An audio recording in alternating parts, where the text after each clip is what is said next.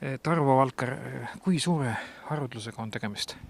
No see leitud rebassidrik on võib-olla Eestis leitud lindudest kõige haruldasem tegelikult, sest seda liiki on tõepoolest Euroopas vaadeldud ainult kahel korral varem, korra siis Islandil ja ühe korra Iirimaal, ja mõlemad vaatlused on pärit enam kui poole sajandi tagant, nii et see on väga sensatsiooniline leid, mis täna, või eile Aivar Veide poolt siis tehti. Kuidas selle vaatlemine käib siin? Näha on, et autod on siin peatunud ja rajad sisse tallatud ja õnneks lumi on sügav ja linnul on ainult hetkel üks toitumiskoht. Kui suur sündmus see linnuvaatlejatele on ja mida see neile annab? No linnuvaatlejatele on see ikka suur sündmus, et on selline seltskond linnuvaatlejad, kes siis tegelevad nii-öelda liigi kogumisega ja need on siis linnuvaatlejate seas kutsutud pongariteks ja nad käivadki vaatamas siis teiste kohatud harudusi ja püüavad ka ise linnuharudusi leida ja nemad siis, kes siis täna siia tulid ja linnu ära nägid, et nemad saavad siis sinna edetabelisse jälle ühe linnuliigi juurde ja selliseid asju juhtub tegelikult selliste tipp-pongarite jaoks ainult mõned korrad aastas, nii et see on selline eriline päev. Mis ta siin üldse teha, kuidas ta siia sattus? No seda täpselt on väga raske öelda, et eks kõik on oletused. Üks võimalus on, et lind lihtsalt hakkas vales suunas rändama ja kuidagi jõudis siis Euroopasse välja.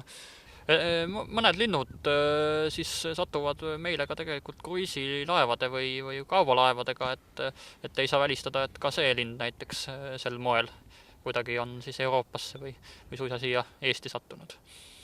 Kirjeldada lühidalt tema tegeliku elu kohta, keskkonda, kus ta elab ja kus ta pärit on? No see lind on nüüd konkreetselt Põhja-Ameerikast, kus ta on suhteliselt tavaline lind ja ütleme meile lähimad alad siis asuvad Kanada idaosas ja tegu on sellise Põhja-Ameerika varblase liigiga sisuliselt, et selline suur värviline Põhja-Ameerika varblane. Et vaataja ei pea mitte ehmuma, et see lind siin nüüd Eestis oma jalad lumiseks tegi, vaid ta on ka Põhja-Ameerikas ennegi lund näinud.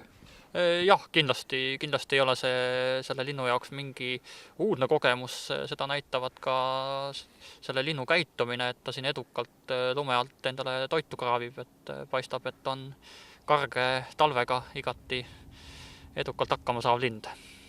Nii, palun ütle oma nimi ja siis tegevuse koht ka. Tarvo Valker ja Läänemaa linnuklubi juhataja. No minä tulin tänne muiden suomalaisten vongareiden kanssa. Meitä oli täällä yhteensä 9 henkilöä ja minulle näytettiin suoraan se paikka. Sinne menee sinne hieno polku lumessa. Aamulla oli käynyt 10 paikallista lintuharrastajaa vongaria ja sitten Suomesta tuli, meitä oli 10 ja hieno polku johti paikalle sinne ja sitä helppo seurata ja siinä se lintu sitten oli. No mä oon nyt eläkeläinen pensionär ja mulla on ehkä enemmän aikaa nyt sitten kulkea ja tää on erinomainen havainto kyllä, ihan todella kova juttu. No minulla on semmonen 400 mm polttoväli Canonin D7, tää menee mainoksen puolelle, mutta ei voi mitään. Ja se oli jo melkein liian iso siinä. Lintu on aika lähellä, alta 10 metriä etäisyyttä siinä ja hyvin peloton. Ei voi sanoa, että se on kesy, mutta peloton. Se kuopii maata ja saa hyvin ruokaa, mutta semmoinen 400 mm objektiivi on ihan hieno. My name is Olavi Kemppainen. I am from Finland, Helsinki, and I would have liked that you talk.